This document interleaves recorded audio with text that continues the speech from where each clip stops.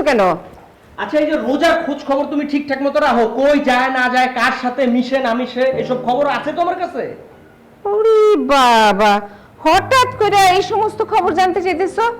আমি এত কিছু জানবো কেমনে? ও যতটুকু আমারে বলে তাই জানি, আর এর বেশি কিছু জানি না। তুমি ওর মা, তুমি ওর খোঁজ খবর রাখবে না? তুমিও তো ওর বাপ, তুমি খোঁজ খবর রাখতে পারো না? আমারে জিজ্ঞেস করো। তুমি কি জানো উপরতলার রায়হানের সাথে রোজার প্রেমের সম্পর্ক আছে? কি বলো সব? এটা তো আমি জানি না। তুমি কার কাছ থেকে জানলা? জানো না মানে? তুমি এগুলো জানো না, আর আমার বাইরের মানুষের থেকে শুনতে হয়।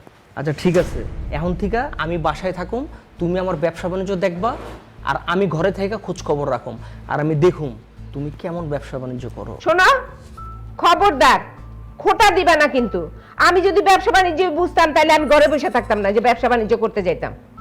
খালি বড় বড় কথা। ঠিক আছে, আমি দেখতেছি। রোজার তোমার জিজ্ঞেস দেখতে করি। হবো না, রোজা ঘরে আছে কিনা দাও, আমি যাবো রোজার কাছে। হ্যাঁ আছে। চলো, চল। যাও।